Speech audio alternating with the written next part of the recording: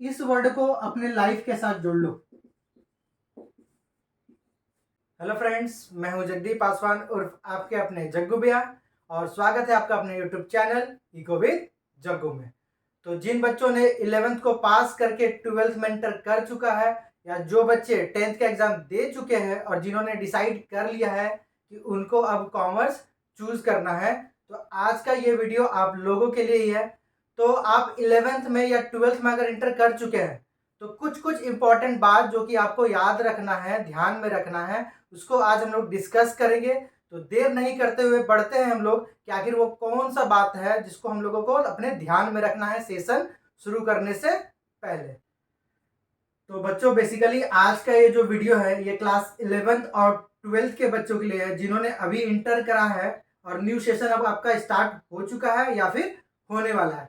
But आज कुछ कुछ इंपॉर्टेंट टिप्स आपको हम बताएंगे जो कि सिर्फ 11-12 के बच्चों के लिए नहीं, हर वो स्टूडेंट जो कि एजुकेशन से जुड़ा हुआ है उसके काम आने वाला है। तो 11th के बच्चे जो 12th में जा चुके हैं, आपको क्या क्या ध्यान में रखना है वो पहले आप देख लो। सबसे पहला चीज, चाहे आप 11th में हैं, 12th में या कहीं भी है, इस वर्ड को अपने लाइफ के साथ जोड़ लो। डेडिकेशन। आप कुछ भी कर रहे हो, ठीक है, प्राइमरी सेकेंडरी किसी भी लेवल का अगर आप मान लीजिए प्रिपरेशन कर रहे हो, चाहे 11th में 12th में प्रोफेशनल कोर्स कर रहे हो, कुछ भी कर रहे हो, लेकिन अगर ये नहीं है ना, यानी कि डेडिकेशन नहीं है ना, तो आप कितना भी कर लोगे आपका रिजल्ट नेगेटिव आएगा। तो जो भी चीज आप डिटरमाइन कर चुके हो उसके लिए आपको एकदम डेडिकेटेड होना है, एकदम लगना है, 100% अपना देना ही है। दूसरा बात,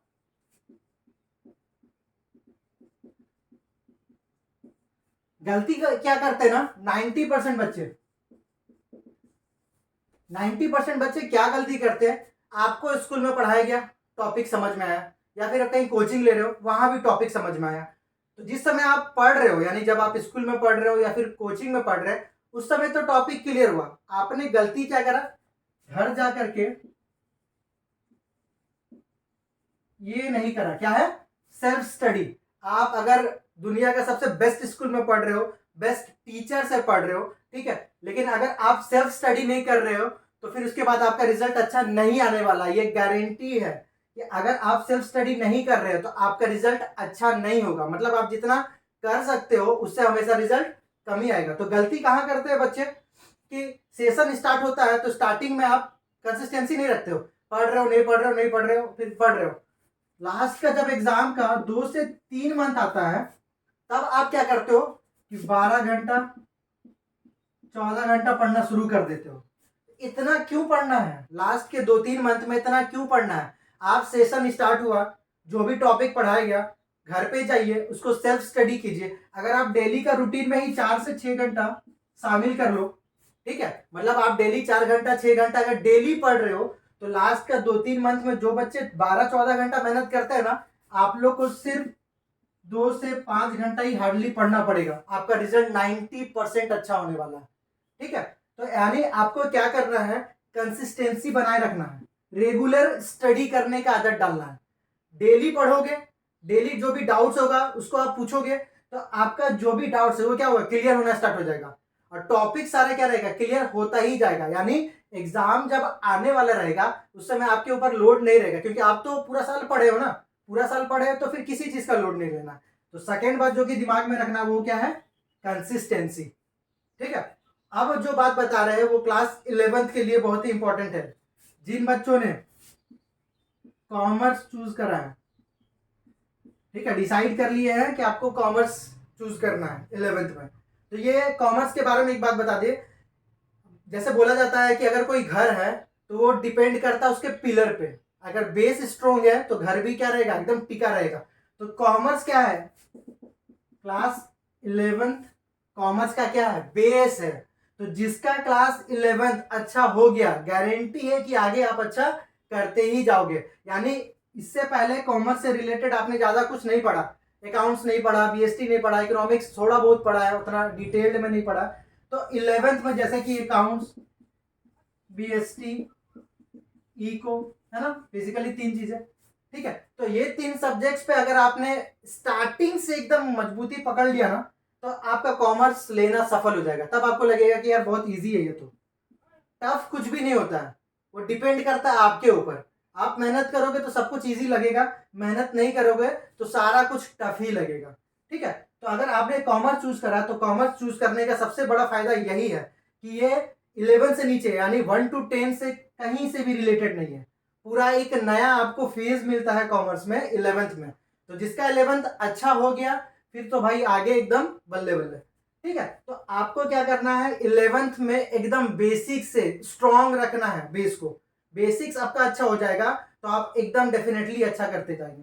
ठीक है, तो ये 3 बात ध्यान में रखना है। डेडिकेशन एकदम होना ही चाहिए, डेडिकेटेड तो होना ही है।